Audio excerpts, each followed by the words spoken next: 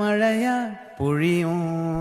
Hello friends, welcome to CA-Lite. இன்றைக்கி நம்ம பார்க்க போகிற ஒரு டெம்ப்ளேட் பார்த்தீங்கன்னா, அந்த கண்ணாடி பூவேன்னு சொல்லிட்டு ஒரு பாட்டு ரீசெண்டாக சந்தோஷ் நாராயண் பாடி ட்ரெண்ட் ஆகிட்டு இருக்கு. அதில் குறிப்பிட்ட ஒரு செக்மெண்ட் எடுத்து ஆஃப் ட்ராக்கில் டெம்ப்ளேட்டாக மாற்றி இப்போ ரீசெண்டாக விட்டுருக்கோம். அந்த ஒரு டெம்ப்ளேட்டை எப்படி எடிட் பண்ணுறதுன்னு சொல்லிட்டு இந்த ஒரு வீடியோவில் பார்க்க போகிறோம். அங்கே பார்க்கலாம். நார்மலாக இந்த டெம்ப்ளேட்டை நீங்கள் CA-Lite.in போய் பர்ச்சேஸ் பண்ணிக்கலாம். பர்ச்சேஸ் பண்ணிவிட்டு டெம்ப்ளேட் ஓப்பன் பண்ணிங்கன்னா இதில் .aap ஃபைல் இருக்கும். அதை ஓப்பன் பண்ணிங்கன்னா அதுக்குள்ளே மெயின் காம்போசிஷன் இருக்கும். அதை ஓப்பன் பண்ணிட்டு அதுக்குள்ளே இமேஜ் ரெண்டாவதாக இருக்கும்.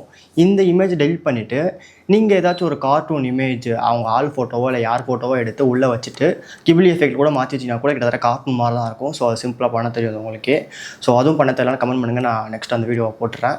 ஸோ அது பண்ணிவிட்டு நீங்கள் ரீப்ளேஸ் பண்ணிங்கனாலே ஆட்டோமேட்டிக்காக ரெண்டர் கொடுத்தீங்கன்னா 4K குவாலிட்டியில் ரெண்டர் ஆகி வந்துடும்.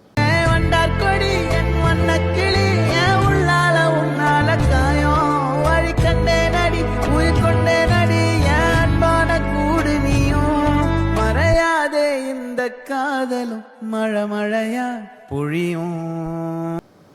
அது போக அந்த சூர்யா ஃபோட்டோவும் மாற்றணும்னு நினச்சிங்கன்னா அதையும் மாற்றலாம். ஏன்னா அதுவும் ஒரு இமேஜ் தான். அதையும் காம்போசிஷனை மாற்றிட்டு டெலிட் பண்ணிவிட்டு உங்கள் ஃபோட்டோ கூட ரீப்ளேஸ் பண்ணிக்கலாம்.